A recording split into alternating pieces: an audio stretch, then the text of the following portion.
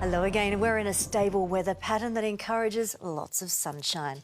It was almost completely clear this morning. Not a cloud in the sky at all in northern suburbs. Wispy high cloud came in this afternoon when it reached 21 in the city in a generally light southerly. Coldstream had their chilliest morning since late October. It fell to 3.8. Then it was warmest in northeastern suburbs away from the effects of the bay. We're all below average, but it's pleasant.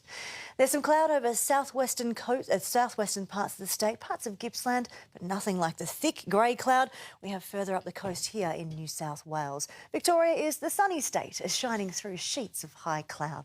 In southerly winds, temperatures peak in the high 20s to 30 in the far north.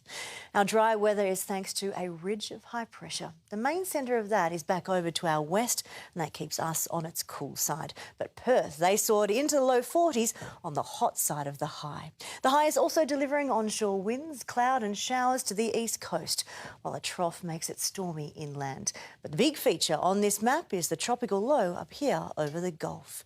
In the current weather pattern, there isn't much to worry about in Victoria. The trough brings hit and miss thunderstorms just to the northeast each day, but the rest are all dry. Further afield, the east continues to be showery, rainy and stormy, but keep an eye on that tropical low.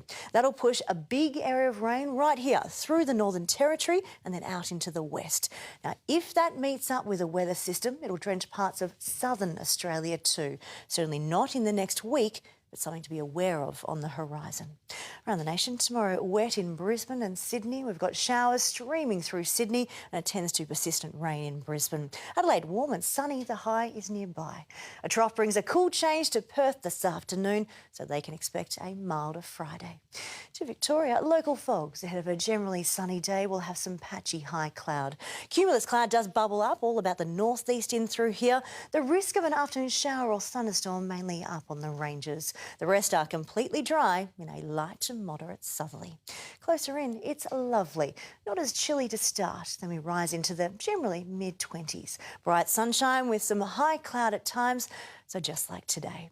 As Swifty mania hits the city, the weather couldn't be more perfect. Lots of sunshine. I'm expecting a peak of 24. And it remains in the 20s, the low 20s, well into the evening.